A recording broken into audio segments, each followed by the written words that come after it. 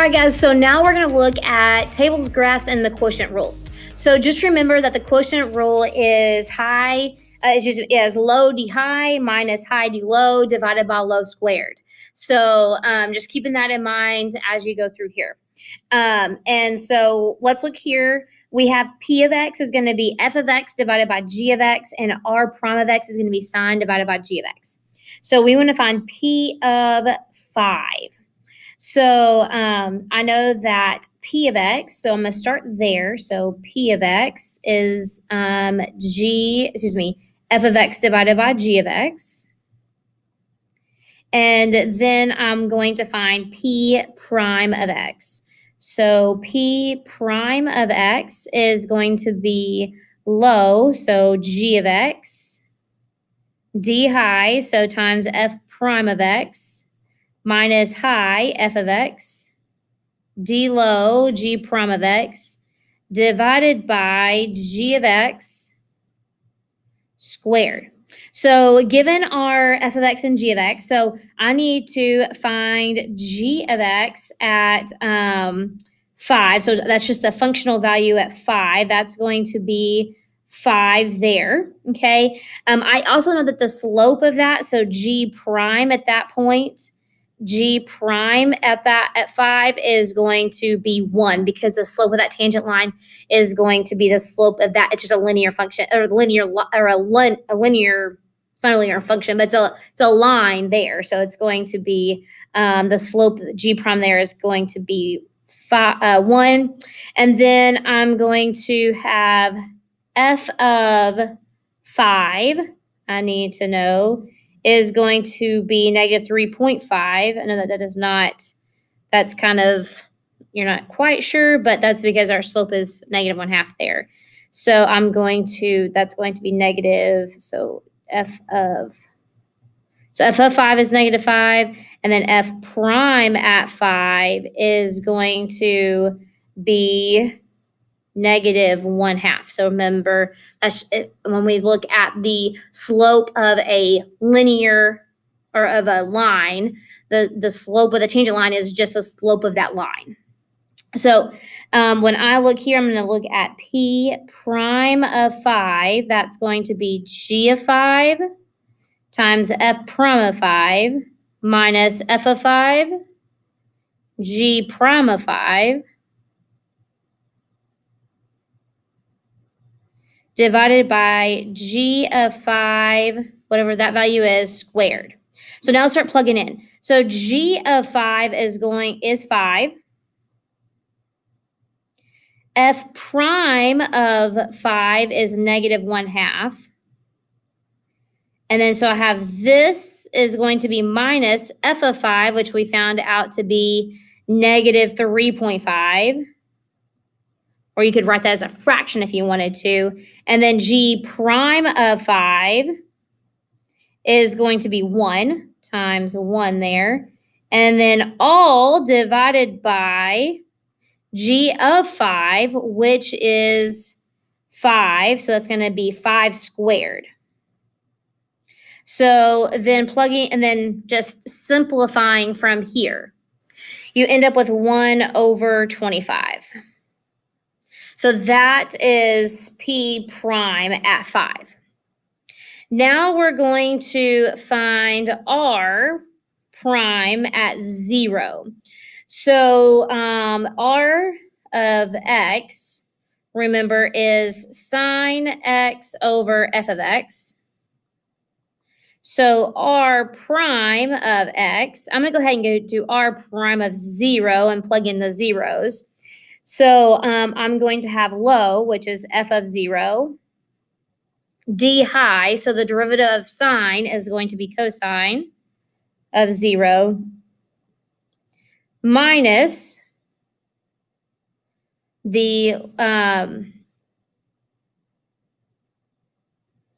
high, which is sine X, times D low, which is F prime of 0. Excuse me, this is going to be sine of 0.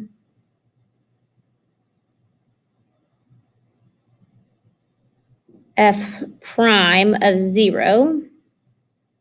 and then all divided by f of 0 squared.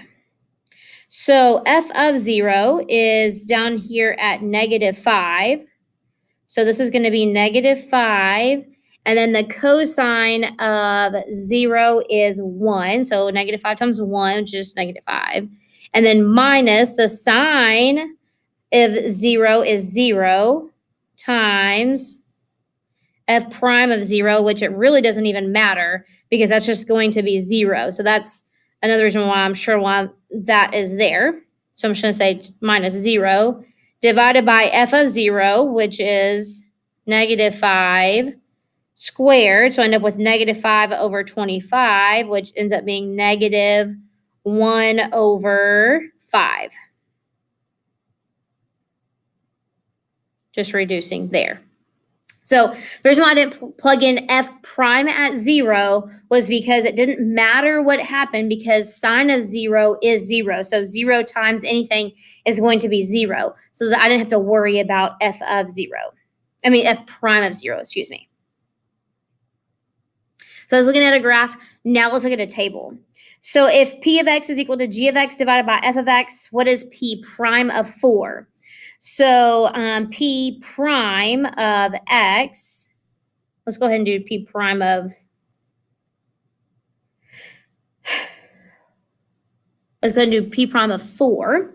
That is going to be f of 4 times g prime of 4 minus g of 4 times f prime of 4, all divided by f of 4 squared. So all I did was go ahead and plug in the 2's for x's, the 4's for x's in our derivative there using the quotient rule. So f of 4 is 1 times g prime of 4 is -2. And then g of 4 is going to be 7. So minus 7 times f prime of 4, which is going to be 8, divided by f of 4, which is 1, squared. So 1 times -2, -2 minus 56 divided by 1. So I get -58. So remember that that number represents the slope of the tangent line to P when x is 4. All right, so if Q of x is 2x squared times f of g of x, f of x divided by g of x. So we're going to find Q of 2. All right, you ready for this?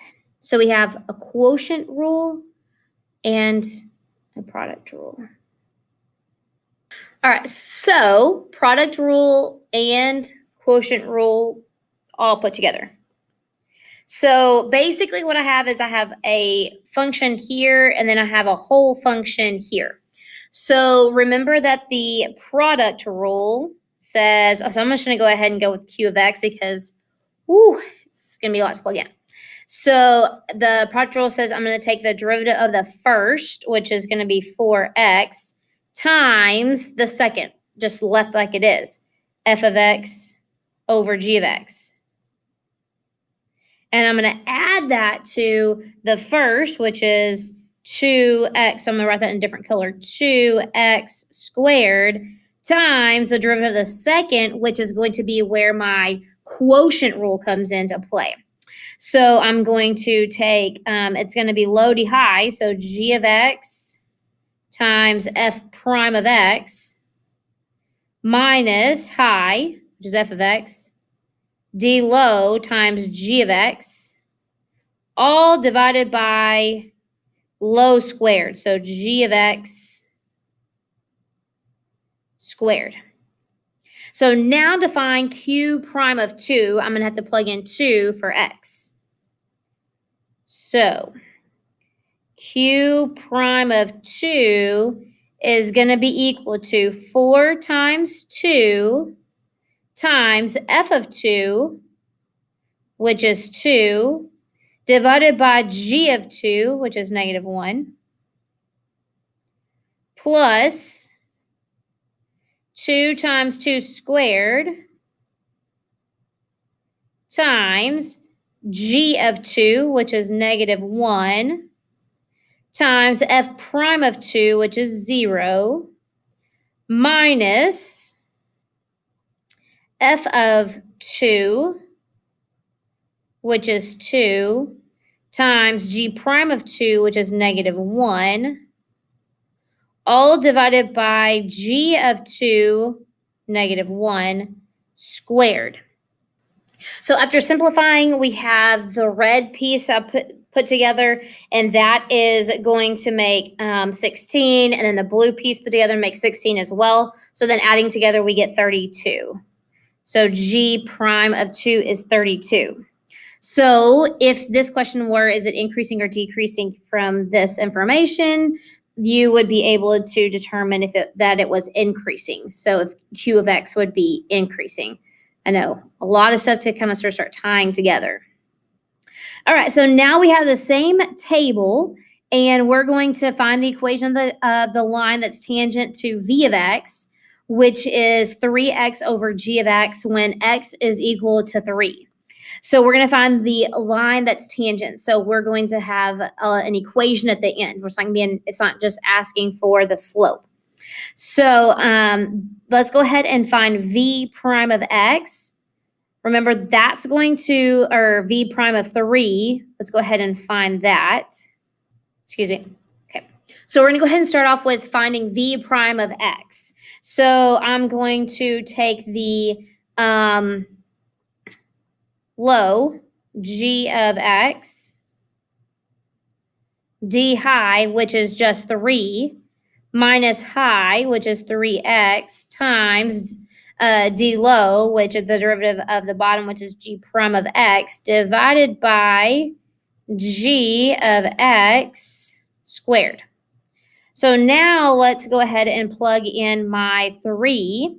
So g of 3 is going to be negative 3 times 3 minus 3 times negative 3. Excuse me, 3 times 3, that's a positive 3, times g prime of 3, which is going to be 6, and then divided by g of x, or g of 3 squared. So negative 3 squared. So multiplying all that out, I'm going to simplify. V prime of 3 is going to be negative 63 over 9. So V prime at 3 is going to be negative 7. What does that negative 7 tell us? Well, that's the slope of tangency, okay? The slope of the tangent line. I need to find a point of tangent line. So I need to find V of 3. Well, V of 3 is 3 times 3 divided by G of 3, which is negative 3. So that's 9 divided by negative 3, which is negative 3. So the point that I also have, so the point of tangency here is going to be 3, negative 3. Whew, lots of 3's. So then going now to write my final answer as the equation of the line is going to be y plus 3 is equal to negative 7 times x minus 3. So this is the equation of the tangent line at 3 for v of x, which is 3x divided by g of x. Okay, so just applying the quotient rule, which I feel like is a little bit more involved than the product rule, because the product rule has addition, and it's just, to me, just a little bit prettier than the quotient rule here. But this is just another, again, just another tool in your tool belt to help find the derivative of some of these massive functions that we're going to have to be able to find the derivative of here in a little bit.